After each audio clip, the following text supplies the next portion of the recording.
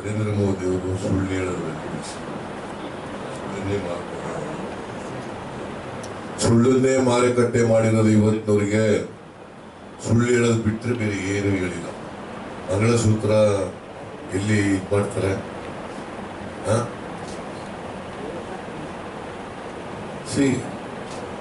irrelevant ಆಗಿ ಏನೋ ಹೇಳೋದು, ಜನಗಳ ಭಾವನೆಗಳನ್ನ ಕೆಡಿಸ್ತಕ್ಕಂಥ ವಿಚಾರಗಳನ್ನ ಹೇಳೋದು, ಆಮೇಲೆ ಪೋಲರೈಸೇಷನ್ ವೋಟ್ ಮಾಡ್ಲಿಕ್ಕೆ